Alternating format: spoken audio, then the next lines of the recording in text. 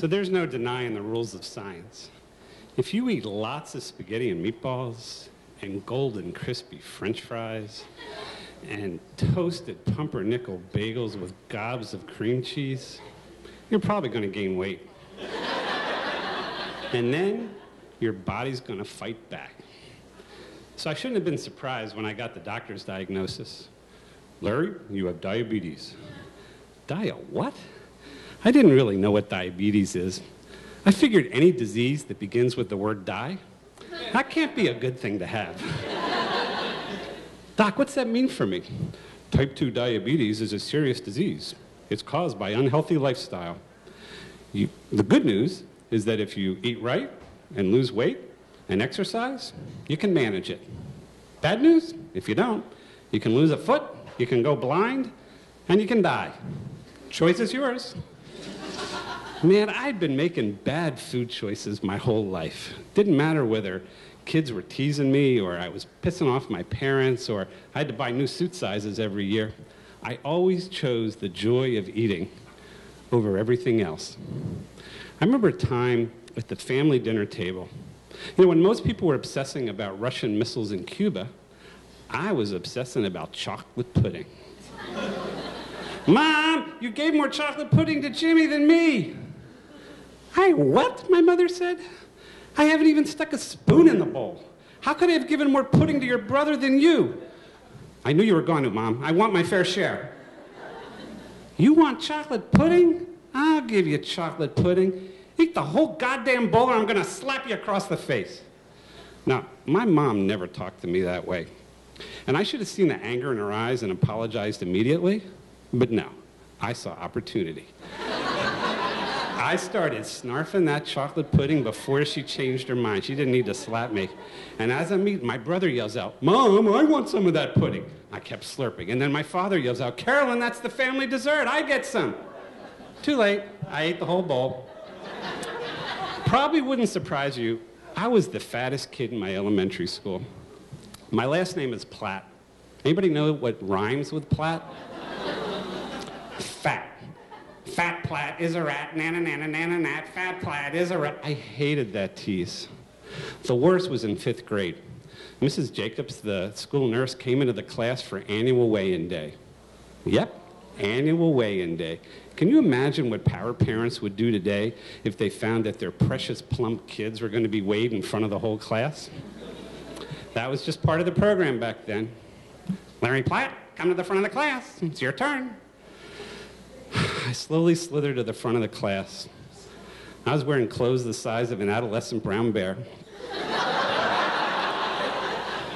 I whispered to Mrs. Jacobs, just tell me my weight. You don't have to shout it out to the teacher. I'll tell Mr. Verlinden. Okay, Larry, but you have to lose weight. I stepped on the scale, looked down with disgust, took one step towards my teacher, and the ever-popular Steve Howell yells out, how much does Larry weigh? We want to know. And then Lori Hesser joined in. Yeah, how much does Larry weigh? Tell us, we want to know. Lori had her own weight problems. When I lost her, I knew I had lost the class. And sure enough, the whole class then joins in a chant. We want to know, we want to know. How much does Larry weigh? We want to know. Luckily, Mrs. Jacobs didn't give away my secret. But you know, the damage was already done. I went home and buried my sorrows in a bowl of ice cream. So by that summer, my mom had said, enough's enough. You got to deal with this weight thing. Larry, you've got to lose weight. I'm going to put you on an 800-calorie-a-day diet. I didn't know what you got with 800 calories a day. But I did know I was in a foot cast from my ankle to my hip. And I couldn't get to the kitchen without my mom's help. I thought maybe I could cut a side deal with my brother or my father and that they would slip food to me without telling my mom, but no. They saw this as their own opportunity to get the full family dessert for themselves. Mom, that's not enough. You're going to starve me. Don't do that. I'll tell you what, Larry. Every night at 8 o'clock, I'll give you 2 saltine crackers as long as you're wearing a cast, as a treat. I look forward to those 2 saltine crackers. It's like a hospital patient waiting for their nighttime painkillers. And when they came, I slowly ate them to try to enjoy the experience as long as I could. I ate around the edge. It's like eating around the rings of a tree.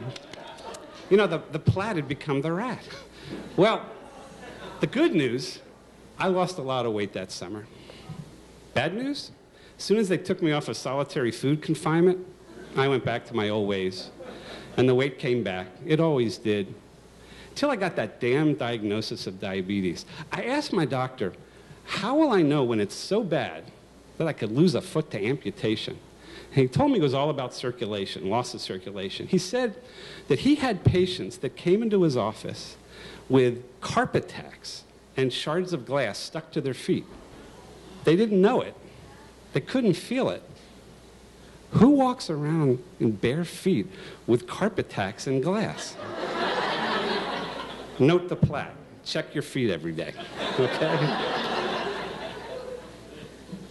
Well, that image stuck to my brain like a tack to my heel. But this time I remembered it.